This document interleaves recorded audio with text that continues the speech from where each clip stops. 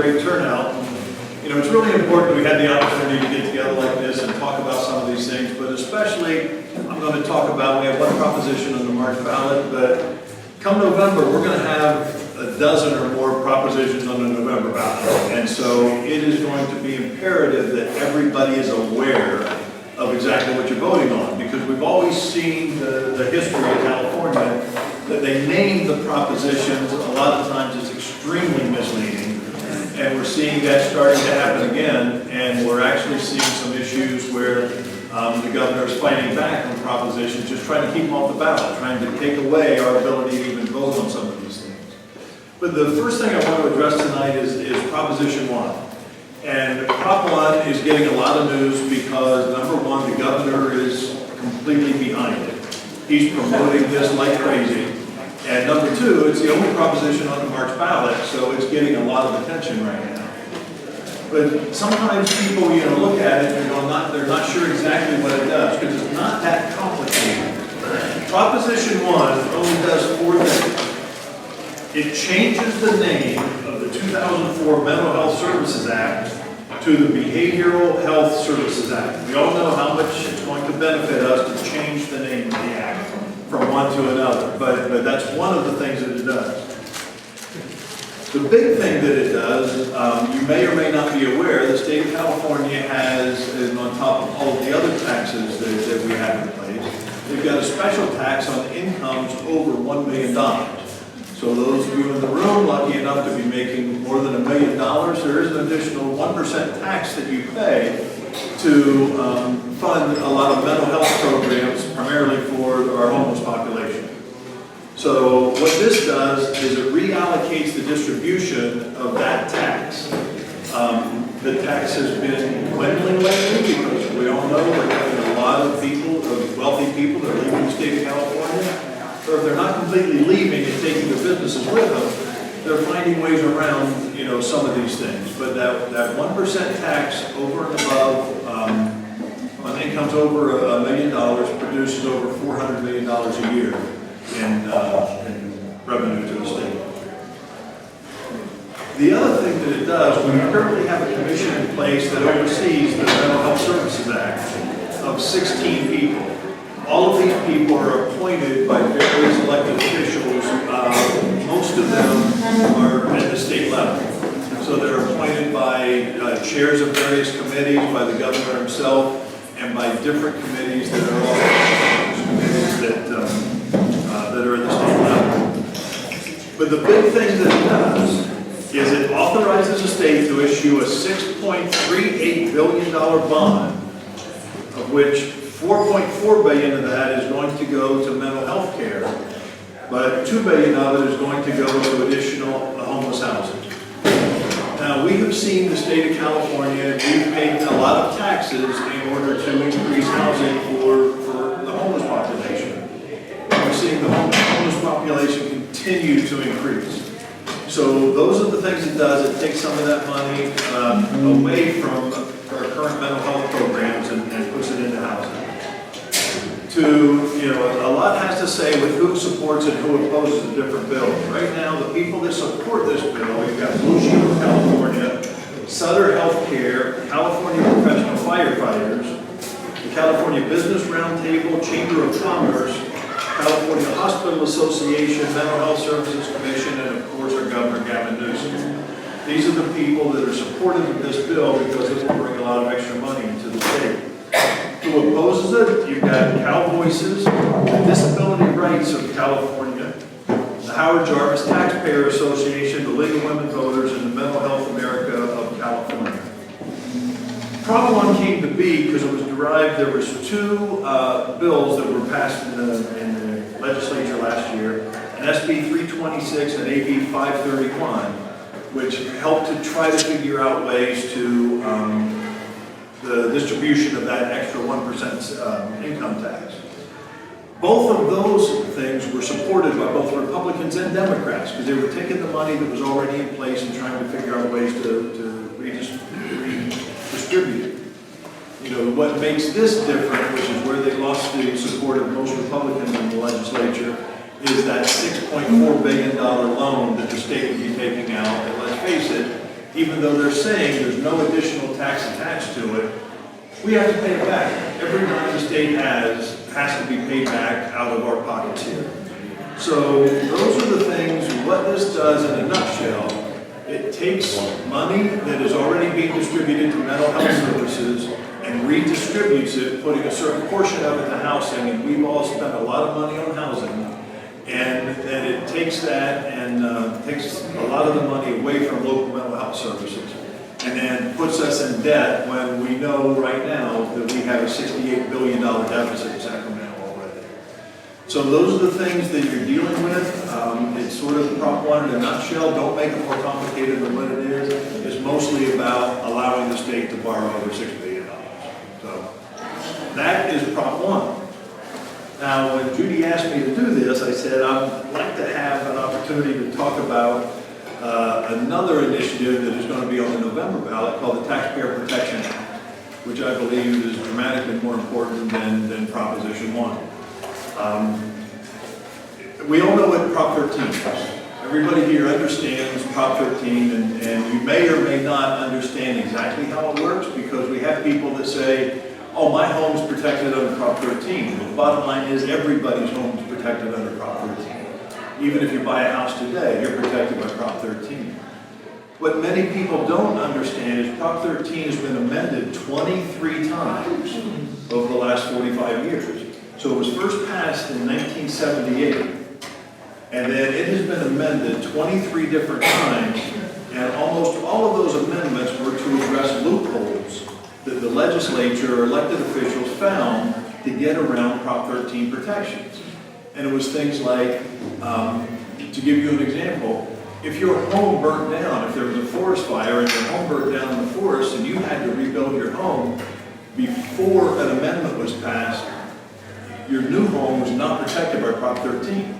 Even though if your old one was, then you would have to start your tax rolls all over again. We all know that we've had the ability, seniors have been given the ability to transfer their property tax base if they move into a home that is equal or less to what their home is valued now. You can take that with you. It used to be you could only take it with you if you stayed in the same county, and then that was changed to allow you to take it with you if you went to other counties that participated in the program. And then with Prop 19, which there's going to be an issue with Prop 19 on the ballot in November as well, what that did, that expanded it to the entire state, that you can actually take, if you're a senior, you can take that property tax protection with you anywhere in the state of California. What Prop 19 did was it took away the inheritance part of it, because there was an amendment to Prop 13 that protected people when you inherited the property. You also inherited the tax base that your parents, or another amendment actually reached out to grandparents, so if you inherited property from your grandparents.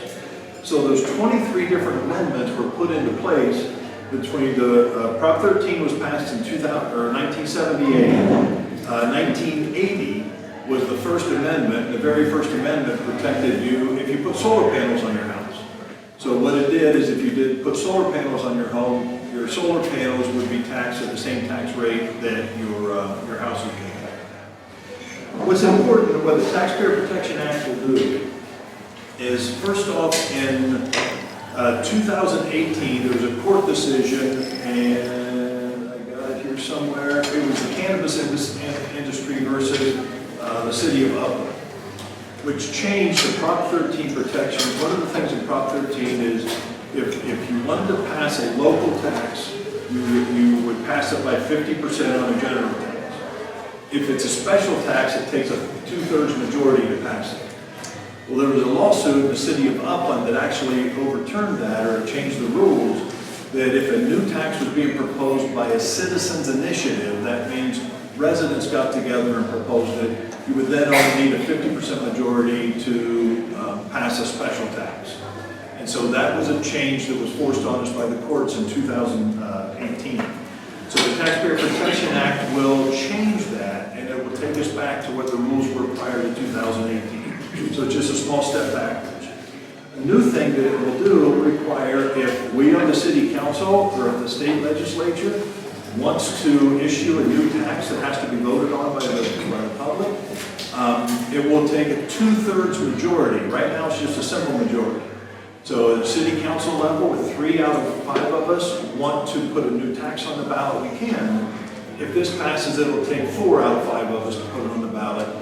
But in Sacramento, it'll take 2/3 of the legislatures of both houses in order to put a new tax on the ballot, which is huge because we all know that Sacramento has a supermajority. And so with that supermajority in place, they have the ability to put new taxes on the ballot anytime they want. The big thing that it's going to do, because all taxes since Prop 218 was passed, have to go before the voters today, unless something is a fee or a levy, okay? So a lot of things that happened, they stopped calling them taxes and started calling them fees. So the Taxpayer Protection Act, the next thing it would do, it would require a government entity that's going to impose a new fee to prove it's a fee. So a fee is defined as something that basically reimburses the government for the services that they provide. Let's use, for example, here in Glendora, our basketball program. Okay, if we're going to charge fees to play basketball, we can't make money on it. All we can do is charge enough to cover the costs of it. Well, you know, that's definitely a fee, we understand it. But unfortunately, a lot of things that have been passed through, they're calling them fees where they're actually taxes. The one thing the Taxpayer Protection Act does that I really don't support is it actually is retroactive back to January 1st of 2022. So there will be some cities, if this passes, that will have things that they had passed prior to this happening, and it will be retroactive back to it. So right now, I know my time's up. This is going to so right now, we're in limbo because the governor and the attorney general has actually filed a lawsuit against the proponents of the Taxpayer Protection Act in order to try to keep it off the ballot, because Governor Newsom believes that it is a constitutional amendment because we're changing the voting thresholds in order to pass a tax. Well, we're not changing them. We're taking them back to where they were prior to 2018. That's all that's being done. Those of us that are involved in it and the conversations we're having, it pretty much is the governor and the attorney general was filing this lawsuit simply because he wants us to spend money defending a lawsuit, so we won't have the money to promote this initiative when November comes around. The other thing that they did, and this is really interesting, there's going to be an initiative on the Valley about, doesn't have a name yet, but it's considered ACA 13. It's a constitutional amendment to the state constitution that would require that any new initiatives that are voted in that changes the voting threshold would have to be passed by the same threshold, which we're changing the Constitution. The governor wants to change the Constitution of the state of California in order to combat one initiative that's being put forward by the people of California. Right now, it doesn't come up until November, but this is an extremely important initiative when we come to it, because the big thing it does is it closes loopholes that have been put in place by different elected officials over the last 40 years, and they believe the language in this amendment will actually close a lot of the loopholes that they have found. The 23 different times we've had to do it. Next up, we have April Verlato. April Verlato was elected to Arcadia City Council in 2016 and is currently serving as mayor of the city. April was born and raised in Arcadia. She received a bachelor's degree in political science from UCLA and a law degree from Southwestern School of Law. She took over her father's law practice located in the heart of downtown Arcadia. She's the mother of 2 adult children and is running for a seat in the U.S. Congress to help put a stop to inflation, rebuild our economy, and ensure the security of our nation and neighborhoods. Thank you. Thank you so much. Thank you, first of all, for having me here tonight. Again, my name is April Verlato. I'm mayor of Arcadia. I first got elected on the Arcadia City Council in 2016.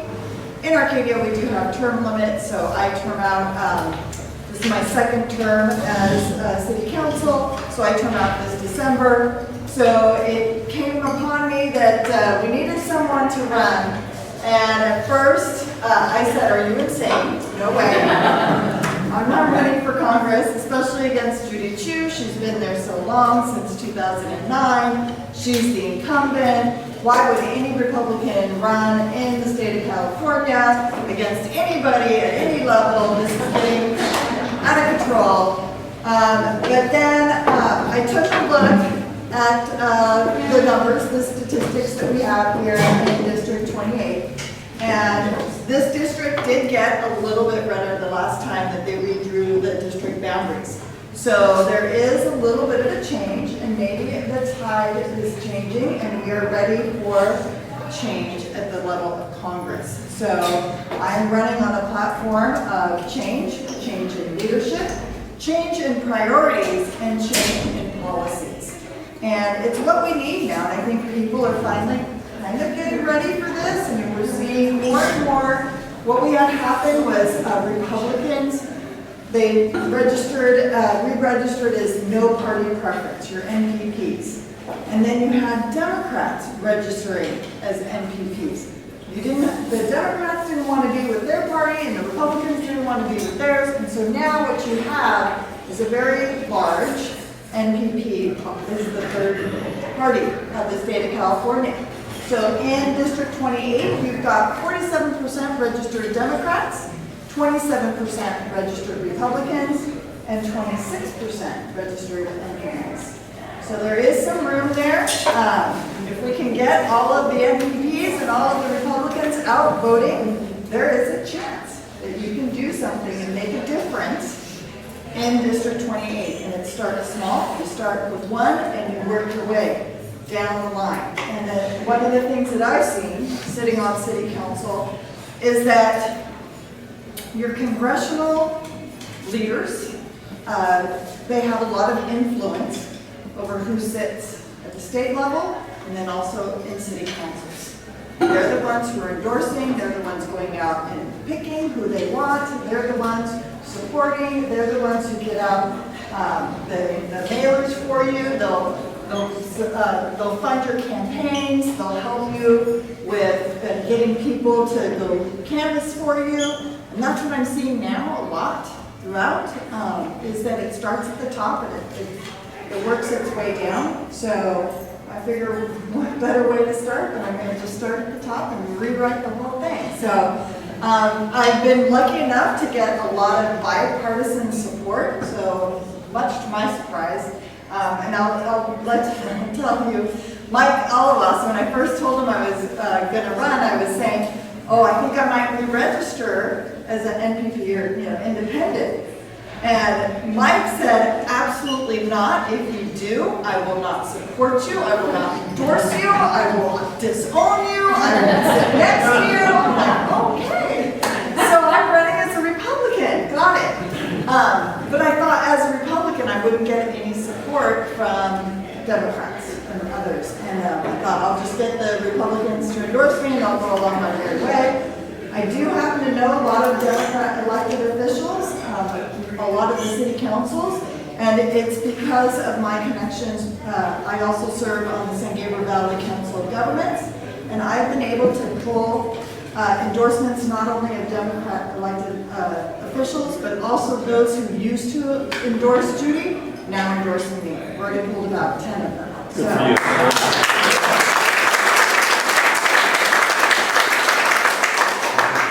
I think we are ready for a change. So I hope you all will join me in this change that could happen right here in District 28. I am the top fundraiser for any Republican candidate against a non-incumbent in LA County. I've raised $200,000 for my campaign so far. It's quite a feat. The next highest would have been like 120 or something like that. So far exceeding, and I've only just started, was just a couple months into it when I raised the $200,000.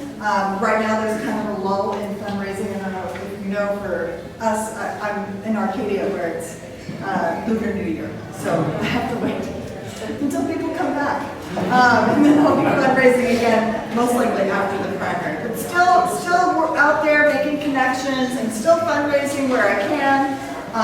So looking for that support. Of course, it's all about the money. Judy's got $3.5 million in the bank. I I need to make some headway and hopefully be a real contender by raising enough money to get the mailers out there. And you will start seeing mailers from me very soon. My first mailer goes out tomorrow to our no party preference voters.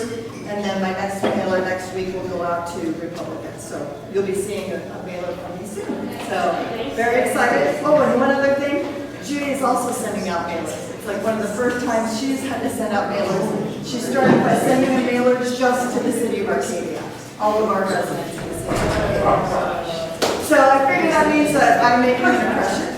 And she sent out, from what I hear, another mailer to Monterey Park, her hometown. She wants to solidify herself there too. She's very nervous. So, good news. I hope you guys will all join me in starting to lead the change in Southern California. Elizabeth Wong is here, and she's a PhD. She's a fifth generation Californian, mother of 6, all of whom she homeschooled, and a grandmother to 3. She is a councilwoman for the city of La Crescenta, a businesswoman, and a nature enthusiast running for state senate. Her focus will be on restoring personal liberties, creating safe communities, reducing government intervention, and restoring parental rights. Elizabeth, you're up. Our campaign is going fast and furious. I'm late because I think I booked 7 things today, and then I had to unbook some of them. But my husband's doing one for me in Glendale right now. So, and April was probably just describing where the district is, so because ours overlaps a lot. So I'm on council in La Crescenta. The district goes all the way through Glendora to Rancho Cucamonga. We were just doing a news interview in Monterey Park today with World Journal News. They're the largest Chinese news outlet in North America. And those interviewers were pretty supportive. So that's been part of our strategy, is getting known in the Chinese community. But I'm very cross-cultural, and I just love everybody. Our slogan is love, lives, liberty, law. I say I love our country, your lives matter, and liberty operates when good laws promote peace and prosperity. Maybe I'll give you one of the latest laws going through the Senate. Where's that white notebook? SB, it's like 1011, something like that. But they need people like you to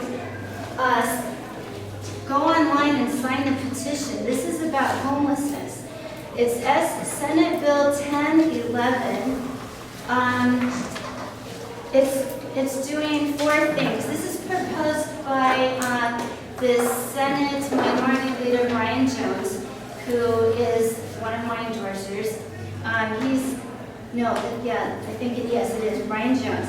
1, prohibiting encampments within 500 feet of sensitive community areas, such as schools, open spaces, and transit stops. This will help protect our most vulnerable populations, children, seniors, and families. Number 2 for this bill is prohibiting camping on sidewalks if a homeless shelter is available. 3, requiring a 72-hour warning before an encampment sweep. 4, requiring enforcement officers to provide information about sleeping alternatives, homeless and mental health services, and homeless shelters in the area. So this is something good that should be a bipartisan issue and can be promoted and pushed through. So things like this, and last year when SB 14 went through Senate, it was proposed by one of the 8 Republicans in the Senate of 40. Shannon Grove from Bakersfield was able to push through a bill against human trafficking. making that a felony, which is very universally supported, but she had some trouble getting it through the supermajority of Democrats until she let the word out to we the people, and calls were made and pressure was on that, hey, we don't want human trafficking, we need to make this a felony. And it went through both houses, and the governor signed it. So those are good things that have encouraged me that California can still move in the right direction when we the people are involved. 1 more minute. Let's see. Anybody have something that you want to hear for 1 minute? Yes. Personal liberties. Personal liberties. What do you mean by that? Our California Constitution names the inalienable rights, just as our U.S. Constitution, to enjoy and pursue the right to own property, to pursue happiness, and I usually read it out. I haven't memorized it yet, but it's that kind of thing. That I feel that 3,000 bills go through the California legislature every year. We don't need more rules and regulations.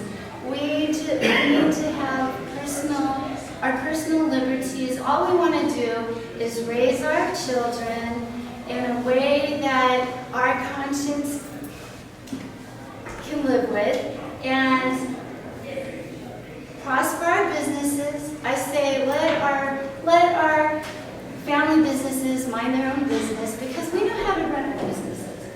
And we want to raise our children, we want to prosper our businesses, and we want to just live a peaceful and quiet life without a lot of harassment. And we are, for the most part, law-abiding people. And we have lots of good laws. They need to be enforced. So the 3 priorities I have are education and family, and crime prevention, not crime permission, and then the best use of our taxpayer dollars. So we need basic things like water and power, right? We need to be able to drive our cars to go to work and go on vacation. We just need to go back to, in a way, a simpler life, where we love our neighbors, we take care of our neighbors, we take care of each other, and the government takes care of things like law enforcement and road building, water storage of reservoirs, maintaining our infrastructure, finding power that is not going to destroy our livelihoods and our families. This is okay, time is up. This is the first time in California history that our population has gone down. You know, right? I mean, for 150 years of California, everybody's wanted to come. We still have a lot of people who want to come, but the people that own businesses and are raising children, they're leaving. And so that's a sign that we need change, and we need to maybe return to the way some things were when you could prosper in California, you could own a home in California, your kids could buy a house in the same city and live nearby. So with our 6 kids, this is Johnny, he's the youngest one, he's 17. So yeah, he just got his Eagle Scout, and he loves California, you know. So we want to preserve our beautiful California. I'm a 5th generation Californian, born here for 5 generations. My Chinese history, because you know, every immigrant, they have a lot of challenges, but every generation, if you work hard, America gives you opportunities. And so So we want to perpetuate opportunities and also a culture and a mindset that that if you're a good neighbor and you work hard and you believe in our Constitution and want to live by it and uphold it, every generation can still have that dream. And I want that dream for my kids and your kids and the next generation. So, those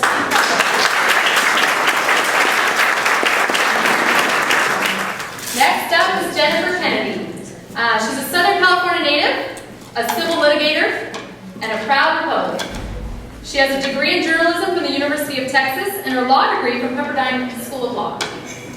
She is known as the Freedom Lawyer for her tireless crusade for liberty in every instance.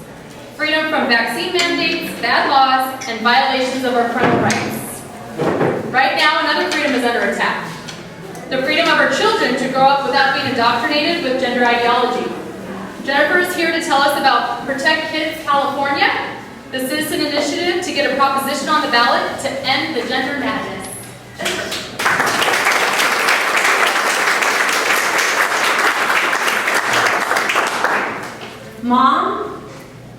Mom, it's me. I'm not good. I'm in a lot of pain, and everything hurts. Those words were the last words heard by Abigail Martinez, a local mom, before her daughter Yaley died at age 19. Yaley had been born into a family, a loving family of 4 siblings together and her mom. They were a family of immigrants. Her mom was an ESL learner and a hard worker. And Yaley had a loving home and a wonderful upbringing. But somewhere in her childhood, Yaley suffered some trauma. She began to be depressed and anxious. She was bullied in middle school. And she descended into a depression that, as a young child, she didn't really know how to handle. Abigail Martinez tried to get resources for her daughter, tried to get her therapy, mental health. She tried to have services come to her daughter to help her, and she did not get those services. What Yaley did get, however, was indoctrination and grooming and suggestions and confidential counseling at her school that led her slowly to believe that her unhappiness, her depression, her anxiety was because she was really a boy trapped in a girl's body and that she needed to transition to be a boy.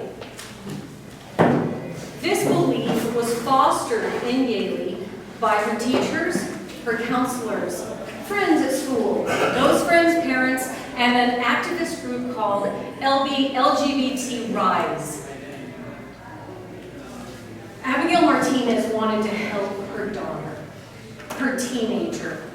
So reluctantly, she agreed to use her new name, her new pronouns. But she drew the line at drugs. No hormone therapy for Yaley, not my daughter. I'm not stopping puberty of my teen daughter. I'm not going to do it. Unfortunately, with all of the grooming from the people outside of that home and outside of Mrs. Abigail Martinez, it became Yaley's quest to truly become a boy, to get the drugs, to get the surgeries one day, and this was all fostered by the school, the counselors, and LGBT Rise. A friend suggested that perhaps if she could run away and go into foster care, you get to dictate your own medical care at age 12 in foster care. And they said, why don't you make up a claim? And so Yaley did. She told people at school her mom was abusive and she wasn't safe at home. And Yaley was taken from her loving home and taken away from her mother and her 3 siblings and put in foster care, where she was malnourished and mistreated and where she had that pain that I mentioned earlier in the beginning. While in foster care, she called her mom, and they had good conversations on the phone, but there was always this feeling of I gotta stay here, and they're telling me I can become a boy. And somewhere in there, a court petition was filed on her behalf to get her a testosterone prescription. Abigail Martinez stood in court as her mother of a minor child and told the judge, I don't consent, I don't want this for my daughter, no. And the activist group said yes, the other testimony was yes, Yaley herself testified yes, and the judge, a female, in front of that mom, signed the order for testosterone to begin for this minor. Yaley remained in foster care and she started testosterone. What does testosterone do to a young girl's body? Not only does it strip you of your female voice forever and cause hair to grow all over your body forever, it also causes chronic pain. Pain, joint pain, phantom pain, chronic pain that doesn't even stop if you stop the testosterone.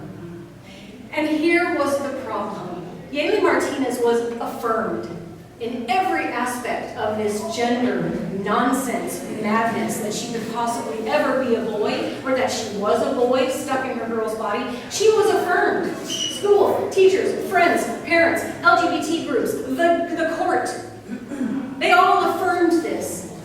But was it enough? Was it enough really for her? She never got the treatment she needed for her depression, her anxiety, and her mental illness. She never got treatment for that internal pain that she'd been experiencing since middle school. And the pain became so unbearable that she left her foster care and she got herself out to the Metrolink train station. And when the train came, she stepped out on the tracks and knelt down and ended her life. That's where affirmation got Yaley Martinez. And for those of you in the room who don't know, this is why I do this. These stories, this is not unique. Yaley's story is one of many throughout our state and unfortunately throughout this nation. And as you know, our state is a trans sanctuary state. If parents in another state manage to get in here and drag their child into the state for gender interventions and drugs and surgeries, they will get them here. And our state will ignore the custody orders of other states. Our states will say to that parent, sorry, we're sorry to object. They made it in the borders, they're getting transed. This has to stop. It's starting in our children's heads. The gender nonsense and gender ideology has been piped into their heads for over 10 years now. It is no wonder that massive percentages of children in every school district across this state identify as trans. What are we doing about it? We've been trying. We first came out with AB 1314. Bill Asaley out of Riverside, a Republican, was the only legislator who would support it, and that was the parental notification. Telling schools, by the way, if a child begins identifying as trans on campus, asks for names and pronouns, that's a behavioral red flag, you need to tell the parents. Such a firestorm. Such a revolutionary idea. So offensive to the Democrats, they couldn't even give it a hearing in Sacramento. And they effectively killed that bill. What did we do next? We said we will take it to the school boards. So we wrote the parent notification policies that we have been presenting to school boards up and down this state. It's in every district, rich or poor, rural or urban. The parent secrecy at schools is happening in every district. We've been taking it to the school boards to say, stop it and get it out. What happened? Attorney General Rob Bonta sued Chino Valley. Sued Chino Valley, who bravely had taken the stance that they're going to be honest with parents when that happens.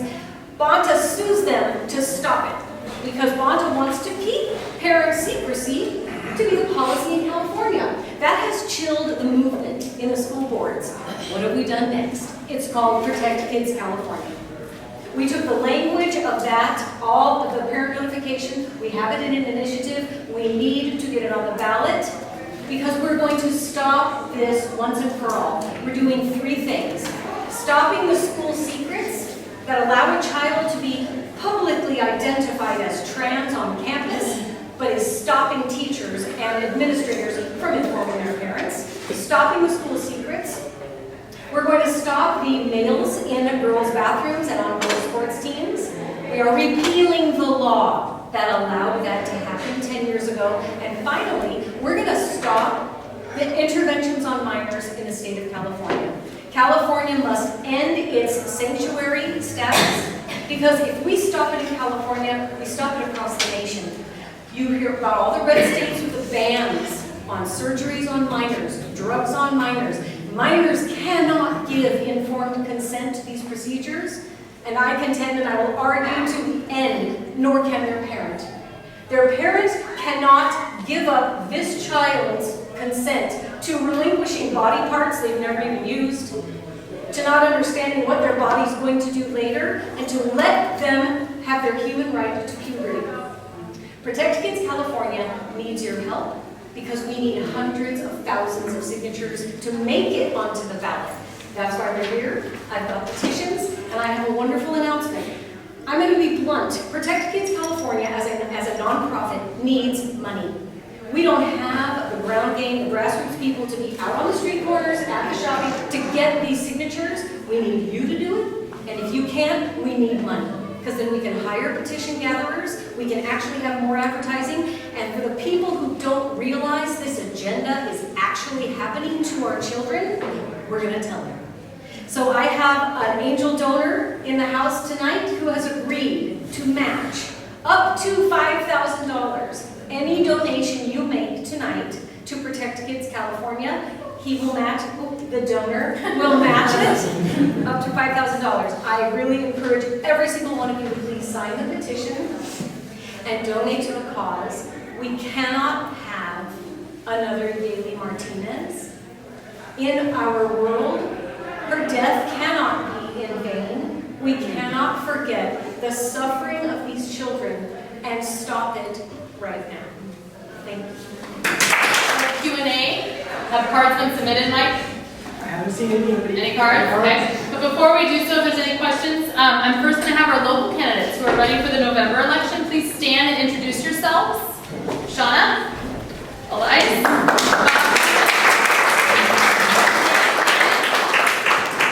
Mike Martinez.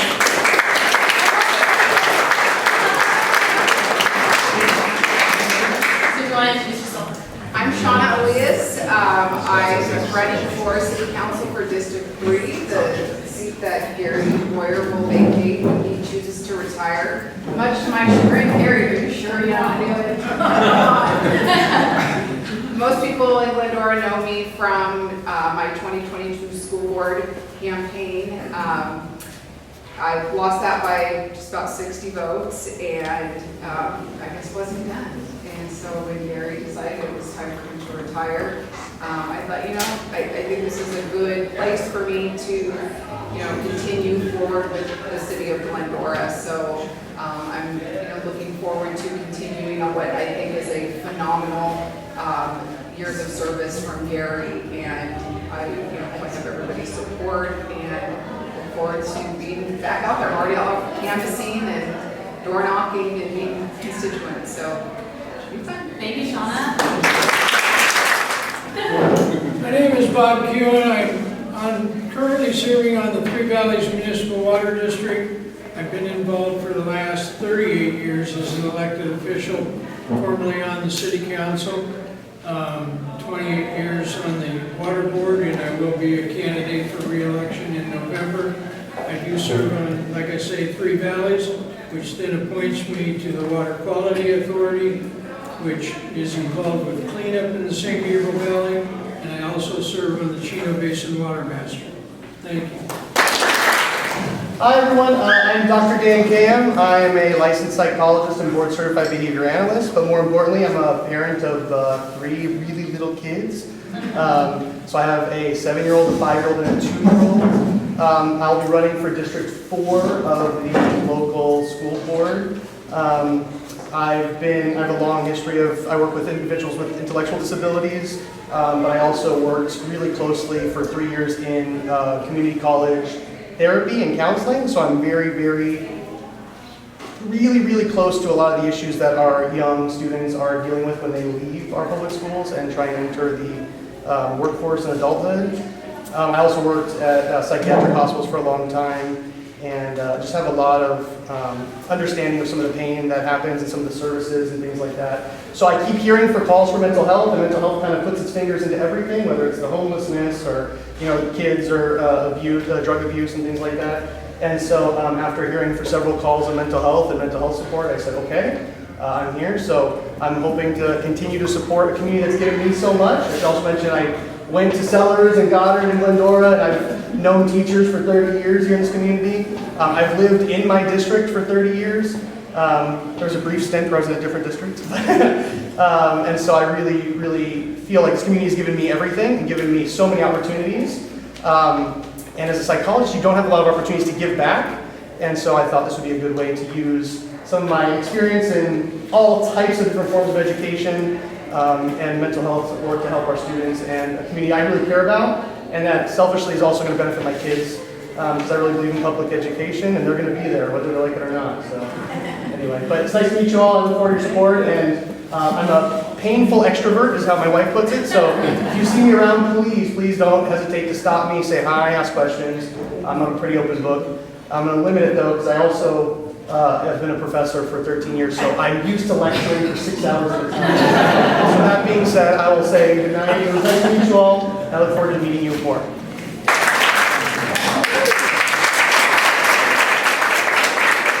Nice to meet you all. My name is Munoz. Just to tell you a little about myself, I came to Glendora at the age of 2 years old. Raised here 40 years now. I'm 42. I am an attorney. My office is right here in the city of Azusa. It's Munoz. We practice personal injury. We've done criminal and juvenile cases, child dependency cases, and family law cases. I plan on running for the school board of district.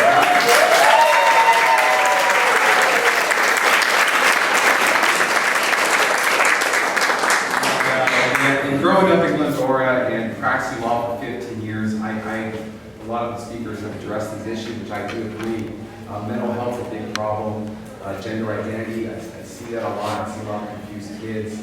And more importantly, I want to give back, and I felt this was the right time to get involved with my city. I've been here for 40 years. We're proud of the foothills of Glendora. I want to be our school to be #1, and that's why I want to run for the Glendora School Board. Thank you very much. Questions? Okay, I'm going to take the questions. Yes, sir. I believe it's Prop 47 is reduced theft under $1,000 for misdemeanors. Is there any movement afoot to reverse that? Yes, there is. And so what is it called? I think it's called Make Crime a Crime Again. A dollar issue? Right, it's Walmart, Target, two big box retailers are actually backing it because they're the ones pushing it forward because they're the ones that have been the most negatively impacted, and basically, your law enforcement is saying, I'm sorry, there's nothing we can do, and your big retailers are saying, we have to do something. We are going to go out of business. We're going to pack up and get out of California. So yes, they're going to be proposing a This is going to be an issue, and it's actually being supported. It's got bipartisan support in Sacramento because everybody's tired of what we're dealing with right now. So there's a really good chance it's going to be on the ballot, and it's time for us to do something about it. We're going to change it. Oh, no, they're collecting signatures now. Yeah, they have 425,000 of the 500,000 signatures. It's almost there. You can go to the web, you can get on our website, you can, make sure you sign it. That's the trouble with initiatives. They don't have a prop number until they get qualified. So it's like, what's it called? And you kind of have to look at it that way. And Bonta's, misleading titles. Oh, by the way, save cities as well. Guess what? Here's a fantastic example, and we have just filed a lawsuit over this. This is called Protect Kids California. Protect kids and include parents. What did Bonta do to it? He turned it into restrict the rights of transgender youth. Yeah, nice. Everything in Bonta's description is misleading, intentionally, and inaccurate. And he refers to the rights of transgender children. Number one, there's no such thing as a transgender child. Transgender means you believe you were born in the wrong body. There's no way you identify as born in the wrong body. Anyway, so he has done what he can to make this look absolutely offensive, and we just filed a lawsuit yesterday to sue him for his bias.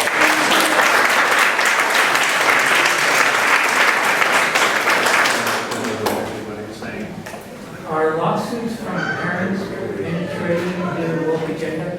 Yes, they are. In the state of California, we had Spreckles Union was sued by a woman whose 11-year-old daughter was secretly trans. They hit a $100,000 settlement in that, close that out. In Chico Unified, again, an 11-year-old girl secretly trans by counselors. That one got dismissed at the trial court, but it's on appeal, and it will come back down. That one will settle. In Harupa, Unified, and down in Escondido, we've had teachers file lawsuits. Escondido, we had the 2 teachers who said, I'm not lying, and don't you fire me because of that, because you're violating my religious beliefs to not lie. That one has had an amazing ruling in federal court, and that looks like that we're going to succeed on that as well. And in Harupa, that's Jessica Tapia, also a Christian teacher, who said, you can't, I'm not doing this. I will not lie to parents, and I'm also not going to call them those pronouns, and they fired her. Her federal lawsuit is pending, and we're going to see a big fat settlement on that one. And as I tell people, the schools that keep secrets are the schools that get sued. Because everyone, all these school boards who are scared of enacting a policy, they're not going to get sued. It's if you betray parents' trust, and you wind up letting a kid get bullied or be suicidal because you haven't told his parents, you're getting sued. So so we are penetrating on a legal front, I would say. Yes. If somebody in this room wants to help you collect signatures, Oh yeah, Real quickly, I'm just going to repeat the questions because some people are having a hard time. So the question was, if there's someone that wants to help gather signatures, is there a place to go? Yes, and in fact, like I told all of you, we need to deputize everyone to do this. The website is called protectkidsca.com. If you type it in, it auto-populates. If you go to the site, and what you have to do is print out and download these petitions. What we have to do is the biggest thing is to tell people is you have to carefully ask people to sign it, one county only, and you cannot go out of this line. It's such a simple little thing. You can't go in this space, and you can't go below this black line. That's it. And we need hundreds of thousands. I will be candid and tell you, I think we have 25,000. This deadline is April to qualify for November 24th. Jennifer, I just want to say something that is much easier. In Glendora, I want you guys to know that we have 3 school board members that voted to keep secrets from parents. In this city, Dan, stand up. Mr. Munoz, stand up. All you have to do in this city is get these 2 people elected in November, and that will change in December. So there's 2 tiers here in Glendora.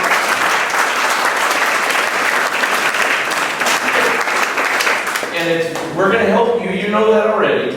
But we can help ourselves very quickly right here. You understand that, right? And that's where we can be the biggest help. These 2 gentlemen need to get elected. They need to get elected so we can change that immediately. And I know it'll happen. Right, Shaunna?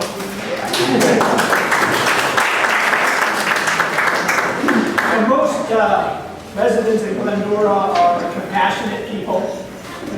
What is the key phrases or facts that we can use? Because when I look at Prop 1, and I go, well, I'm going to help people with mental health issues, and I'm going to help the homeless. Well, those are that. I'm compassionate, I'm going to vote for that. Yeah, it's 6.8 billion, but hey, what's another 6 after 6.8 billion deficit? Tell me why I shouldn't vote for that. The 2 biggest issues are, number 1, putting us another $6.5 billion in debt. But the bigger issue is taking the control out of local entities and giving it to the state of California. That's the biggest change that would be made with Prop 1, because we know, whether it be the city council, the county supervisors, or the school boards, we know what to deal with at a local level. The state of California tries to paint everything with a broad brush, and we see their history of dealing with things Would it statewide. be inaccurate to say that they're trying to centralize the handling of homelessness and mental health issues in Sacramento, where you know a bunch of that money's going to be wasted and go to other? I'd be a little bit stronger than that. They're trying to take away the authority from local entities, and they tell us this because they do not believe that we are doing our job at the local level. So Sacramento, on a constant basis, we're being told that they have to do it because we won't, because they don't like what we do. The only other point is that why would I want to give, why would I want to vote to give more money to the same people that gotten us to this problem over the last 10, 15 years? We have something like 170,000 homeless, and they're going to add 6,000 beds with $6 billion. I mean, really, where's the math there? So what they've been doing is not working. It's been doing the opposite. So, Exactly. I agree with you. We've also seen the state control really recently in the fact that we just had an assembly bill passed that stripped authority from our local school boards to control their curriculum. Gavin Newsom and Rob Bonta and Tony Thurmond, they now get to dictate that the bad books stay in the library, accessible to tiny children, and that the bad material is presented in age-inappropriate times. They just took all the authority. Same thing with SB 9. Housing, they took away local control over where to build, and they're going to put an ADU right next to your house in your single-family thing. So, talk about doing it for a long time. This is just like the most recent examples. Other questions? Gary, I'd love to know, what's the feedback that you're hearing on Prop 1 from other cities throughout California? Well, we as council members, we interact on a regional basis, okay? And in reality, it's one of those things that on the liberal side in California, they want to give control to the state. And so there's a lot of support for this proposition, and that's why I think there's a good chance that we may be dealing with it. But it's a little scary when we're having conversations on a regional basis, the opinions of many other local elected officials who basically admit that, okay, we're not doing enough, so we need Gavin Newsom to come in and see. And so there is that mentality out there on a statewide level. I can tell you, I serve on the homelessness committee for the San Gabriel Valley Council of Governments, which is a regional body. We have several members from throughout the San Gabriel Valley. I think there's like 12 or 15 cities represented in that group. And we're opposed to Prop 1. I mean, we can't come out and say it, but we've done our homework and researching it, and the presentation that we did for our homelessness committee was, this is not the best way to do this. Yes, we need to address mental health and substance abuse among our homeless population. It's definitely one of the things that needs to be focused on, but this is not the way to do it. And why can't we come out and say that? Why can we not say that? I mean, that's what this is all about, right? Like, I want to know why the candidate can't say that. Right, yeah. I mean, it's because the group cannot take a position like that with all the different cities, because there's so many cities that are going to be in favor of it. And so we just stand She's saying the organization can't take a position. The organization. No, I understand. No, Gary, I get it. Okay. I get it. I serve many of those Yes. cities. I don't get it. I don't know why. I mean, I understand the words that are coming out of her mouth. I just don't know why they can't take a position. Otherwise, if they're not taking one, then I think what you're saying is that organization thinks it's okay, that it's supportive of it. Well, I will say on another level, and believe me guys, I wish everybody in here had the opportunity to serve at one point or another to understand how complicated the legalities are of things that we have to deal with. But there are situations in place where various different organizations and committees do not have the right format to be allowed to take positions on initiatives.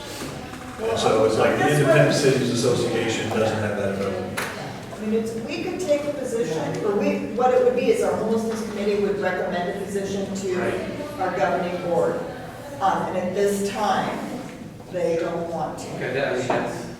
But I think, there might be the opportunity because we do have some board members that are very sympathetic to, it's one group, the disability group, that's opposed to it. But it's more of a local control. This is a group, this is what gets shapes my ass, in other words. This is a local group of local electeds that have a problem and they don't want to take a position because Sacramento wants to take a right away from them and take their money, just like they did. Like in this city, when the state was going to take our tax dollars away from us, this city, every Republican didn't want to do it, but this city said, we're going to do it and we're going to keep the tax dollars in Glendora instead of giving it to the state, right, Gary? Which is why Glendora is thriving right now. Now you have a group of cities that are struggling with the fact that, again, the governor wants to take their right away and their money away to do what he wants to do. I don't understand that mentality from a group of local cities. I understand the word you're saying, but I don't understand any time a city wants to give that right up that they have of local decision making to the state. So maybe that angle will help. I'll try to be quiet. Let me interject something. Us elected officials, Gary, myself, and April, we sit on outside bodies. The COG, and we have subcommittees on the COG as well, and April's on the homeless. So in the environment, I want to give you some positive news. On the environmental one that I sit on outside the main body, we put together a letter in the past that would never have gone anywhere, is to say, listen, we want all energy options because the energy costs are too expensive. And that passed by an overwhelming majority on that body. That would never have happened in the past. On the League of California Cities that we're a part of, in our city here, we almost had a vote to exit ourselves from because they were just another arm of the legislature and the governor. And we fought and pushed back and everything of that nature, and we applied a lot of pressure to them. In one of the subcommittees for the governance that I'm on, we had a vote of 60 to 40 in pushing that we put a mandate to the legislature that every law that they pass to govern us affects them as well. And it passed out. That would never have happened in the past. What I'm trying to say is people are angry, people are upset, and they're starting to find their backbone. And so this with you folks being here tonight, you're either really upset, you're engaged, whatever the reason is, you're here for a reason. Affect your sphere of influence, and by that it will catapult us to where we need to be. To grab our freedoms back, because our freedoms are being eroded every single day. It needs to stop, because where does it stop? Does it stop at total Marxism and communism, which I joke with my colleagues about, and they're starting to use the term. But I think you all get the idea. But get involved, push back. I know that we do. Gary, he's all the different committees. No wonder why he wants to retire. But just stay positive and affect your sphere of influence, because it is having a positive effect. Sorry to interrupt. Thank you.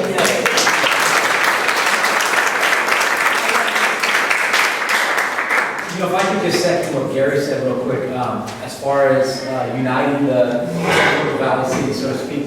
I'm a police sergeant for the city of Glendale, and recently a lot of the San Gabriel Valley cities, I think 11 of them, united, and they all decided to start a coalition to combat zero bail, right, as it pertains to crime. And that was huge. It gained a lot of steam, and I can tell you it provided a lot of reassurance to neighboring cities to maybe join the fight as well. And I don't know what it ended at, if it was 11 cities or maybe more, but I know my city, Glendale, ended up being 27. 27. So it goes to show how, once you get the ball rolling, it really starts to snowball. And so, Gary, to second what you said as far as, these local San Gabriel cities, those of you in power, to speak your mind, so to speak, and to grow that effort, I think is huge. And I saw it very I saw it in a very impactful way just in my profession. So, I can tell you about the zero cash bail. So as mayor of Arcadia, I got the call from our city manager. Whittier wants to file a lawsuit against the zero cash bail thing. And I'm like, all right, let's do it. Let's join in. Like it's the one executive power or something that I have as mayor. I'm like, I got nothing except I can direct our city manager to join the lawsuit as long as under, I think it was $25,000 in cost. Like I can direct the city manager. Anyway, when I did that, I said, okay, so what other cities are in? And he's like, none. It's none. So I can say I got in before Glendora. So I was like, I don't care. Let's do it. Let's go in. And then I started making calls to all the other cities and trying getting them to join in. And I got 4 or 5 other cities to join in because I just started on the phone, just like we have got to get behind this. Unfortunately, the county in LA, the city of LA, they demurred and they were successful. The judge, the one little success we got was going into Orange County, but even there, the judge gave what I thought, as an attorney, was a very poor ruling on the matter. He did grant, there was an opportunity to amend the complaint, but the way that he was framing it was, how come you didn't join the other lawsuit? There's a lawsuit against LA County, LA City, and the sheriff for saying that cash bail is unconstitutional, but it's not. It's not unconstitutional, but just the way that they're applying it is unconstitutional because they make it a blanket, like everybody's the same. What you have to do is you have to treat everybody as an individual. And if you say it's cash bail but they can't afford it, you have to come up with some other way to do something because you can't penalize somebody for not having money and put them in jail just because they don't have money. So the problem was the judge said we should have joined that lawsuit. That we had nothing to do with. And we were like, that's some defendant that got arrested that didn't have money for bail sued the county in LA, and LA and the county did not respond to the lawsuit. They defaulted on it. And we're like, we were supposed to go in? We're, the 27 cities, we were supposed to go defend that? But we weren't being sued. Why would we? So it was a very bizarre ruling. So now we're looking at other options, because apparently we were supposed to sue some other way, which is very unfortunate, because it's not possible. It's not possible. It's just not possible. It was not possible for us to join that other lawsuit. We have no business in it. So we will see what happens. Hopefully, we're working with Whittier still to try to figure out another way to come in at it. So, but yeah. But zero cash bail, ridiculous. Gaston, ridiculous. Ridiculous. I mean, it's, again, so I know in my city, I was the one that brought forth the resolution of no confidence in George Gaston. It's got to go. My brother's a public defender out of Riverside County, and he calls me and says, oh, you guys are so lucky over there in LA, you have Gaston. If I was a public defender, I'd have nothing to do. It would be the easiest job possible because you have a public defender running your district attorney's office. And that's essentially what we do, is we've elected somebody who is fighting for the rights of criminals. Yeah, he's not a district attorney, he's like a defendant's advocate. Yes. So he's trying to put this in the Okay, we could have Fannie Willis. Right? I mean, it's once these people get into elected office, they use their position, their power, and their influence to get in others. I mean, that's what I'm talking about when I say, it starts at the top, like with Judy Chu. She goes around endorsing all the city council candidates that she wants, so that they will then endorse her. They will then endorse this person or that person for state levels and all this. It's a whole game out there. And I've kind of scratched at the surface of it as I was calling around for endorsements, and I've got some people who say, I'm sorry, I'm rooting for you, but I can't endorse you because I'm afraid of the wrath of Judy. Not you, Judy, no. Judy, Judy. And so I've got some who say they're worried, They're gonna wait until after the primary because they're running in an election and they want to get elected and they don't want Judy Chu coming after them while they're running because if they get caught, like, endorsing me, Judy Chu will come after them and get somebody else in their position. Here is Jonathan, Tommy, Verlato. Yes, I love them. yes. And then I don't know anything about Daniel Hoffman. What do we know about him? He was a U.S. attorney. He was not a district attorney. Still an attorney, nice enough guy. The problem with him is, and he would do a great job, but he was a Republican, switched to independent for this race. If he gets in the top two, like against Gaston, they're going to vilify him for switching parties and say, he's really Republican and then he'll never win. So to me, it's about the odds of him beating out Gaston is going to be a little bit less than Tommy, who's a registered Democrat. Tommy's a registered Democrat. Yes. It's still the best choice. He's still the best choice because a Democrat versus a Democrat. Moderate Democrat has a better chance. Well, he's a go-getter. He's a go-getter and he's very moderate and really, I tease him that he really should have just re-registered as Republican. Regarding that. He speaks like one. Regarding that, this group, Cedar Glendora Schools, it looks like they're endorsing both Tommy and Hoffman. Can someone reply why? Do we? No, so what we did is we reviewed the recommendations or the voter guides from LA GOP, California GOP, Huey, what's his last name? Greg Huey, and a couple other ones. And there was not unanimous agreement. So those two were the top two. LA County, I'm sorry to interrupt, but LA County GOP would not endorse. They declined to endorse anybody from the DA race, so that's very telling. So we tried to look at who had the majority recommendations from the variety of groups. And I've got those notes at home, and I can give me your email, I'll tell you exactly who. Well, it just seems that if this group is endorsing two different names. Well, no, it basically, so if we were going to just, because those two names were the ones that were kind of the majority, we wanted to make both of them available to the people here and say that you're going to have to make that decision. Well, Keep in mind, this is the primary, so the top two vote getters are going to go into the general election. Best case scenario for us would not to have Gaston move on to the. I realize that, but if our vote is split with these two people, can a fourth person come in behind them? Yes. Well, so right now, polling is showing that it's Gaston's polling the highest at 15%.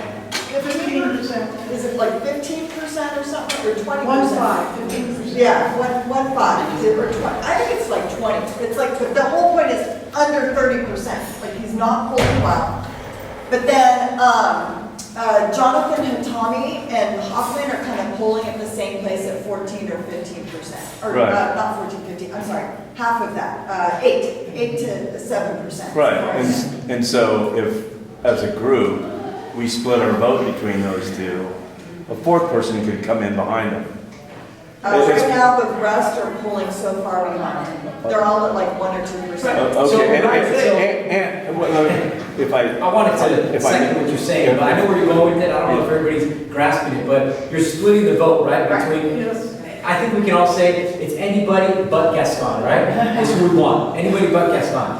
If you're going to split the vote between Tommy and Hochman, because nobody's like those that want Gaston out are not on the same page, that could be a deal breaker. That could hurt us really bad. So I would say that if the objective is to only have one recommendation, it would be Tommy, not Hoffman. Yes.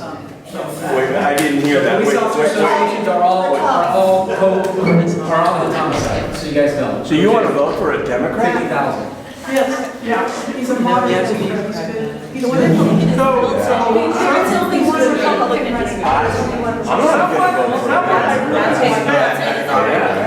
can't hear if everybody's talking. I was gonna say, someone I really respect has been in local politics for many years, and it's not Judy, although she's been in local politics, said, we can't afford to be purists in this election. Otherwise, we're just gonna continue to have a supermajority Democrats in Sacramento. And so, based on personal knowledge, not mine, but people that I know, that's why I can just unequivocally say, hey, I'm going to vote for Hatami in the primaries. And that's our best chance, I believe, to be able to come in number 2 and go against Gaston, where I think he would win.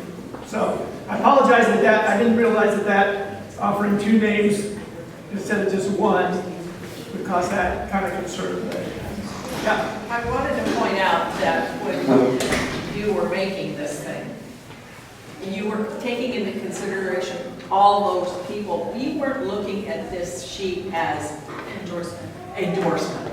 We were looking at it as a summary of research. So there it is, you know, that's. Well, it's not, you know. Well, you're calling it a voter guide. That's about as close to endorsement There's a as. footnote showing who all was considered and all that. So that's my. Gene, you bring up a valid point. Okay, for the sake of time and for the respect of the diplomat who has opened their doors for us so graciously, the night has come to an end.